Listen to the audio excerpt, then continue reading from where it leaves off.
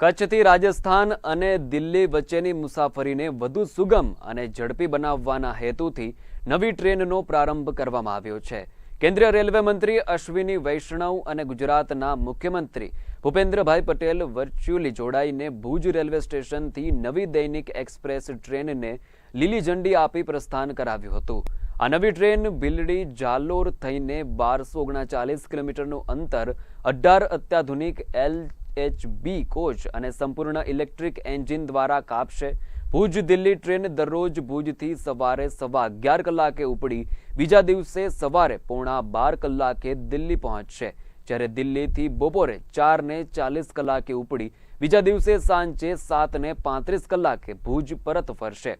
આ ટ્રેનમાં first એસીનો 1, second એસીના 3, sleeper ક્લાસના 8, જનરલ ક્લાસના 4 અને 2 ગાર્ડ લગેજ કોચ સામેલ છે, જે અંજાર, ગાંધીધામ, ભચાઉ, ભીલડી, જાલોર, અજમેર, જયપુર, અલવર અને રવારી જેવા મહત્વના સ્ટેશનો પર સ્ટોપેજ ધરાવશે।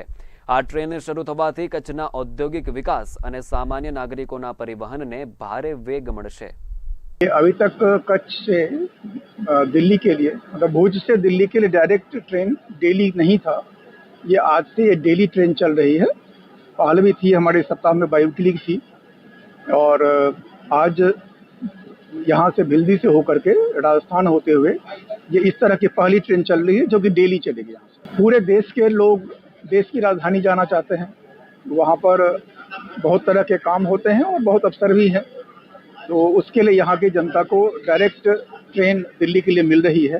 सबसे बड़ी सुविधा तो यही है। कच्छ थी दिल्ली एक नवी ट्रेननी आज शुरुआत थई छे। एनो प्रारंभ गुजरात राज्यना मुख्यमंत्री श्री भूपेन्द्रभाई पटेल साहेब वर्च्युअली अने एनी साथे भारत सरकारना रेल मंत्री श्री आदरणीय श्री अश्विन वैष्णवजीना वरद हस्ते आ ट्रेननुं आज प्रस्थान करवामां आव्युं छे। त्यारे राज्यना मंत्री श्री आदरणीय श्री त्रिकमभाई छांगा साहेब, अमरा सौ धारासभ्य श्री आदरणीय केशुभाई, आदरणीय श्री प्रद्युमनसिंहजी अने रेलवेना GM श्री पांडेजी, वेदप्रकाशजी, अन्य सर्वे लोकोनी उपस्थितिमां आज भुजथी आ ट्रेननुं प्रस्थान थयुं छे। प्रवासीओ माटे आनंदनी वात छे, सौ कच्छना लोको माटे आनंदनी वात छे।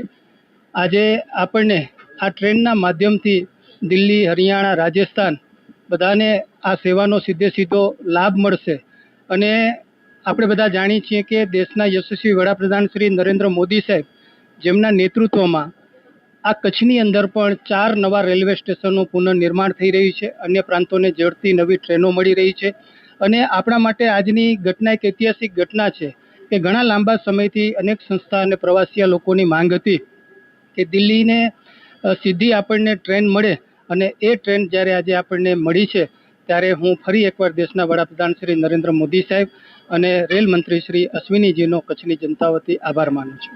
કચ્છના પાટનગર ભુજ ખાતેથી દેશનું પાટનગર રાજધાની દિલ્હીની સીધી એક્સપ્રેસ ટ્રેન કચ્છના લોકોને અને ઉત્તર ભારતીયો તમામ માટે જે રીતે શરૂ કરવામાં આવી છે એના માટે સૌપ્રથમ તો દેશના પ્રજાવત્સલ પ્રધાનમંત્રી આદરણીય નરેન્દ્ર મોદી સાહેબ અને કેન્દ્રના રેલવે મંત્રી આદરણીય અશ્વિનીજી વૈષ્ણવની સાથે સાથે રાજ્યના લાડીલા મુખ્યમંત્રી આદરણીય ભૂપેન્દ્રભાઈ પટેલ સાહેબનો પણ સમગ્ર કચ્છની જનતા વતીથી હૃદયપૂર્વકનો આભાર માનું છું।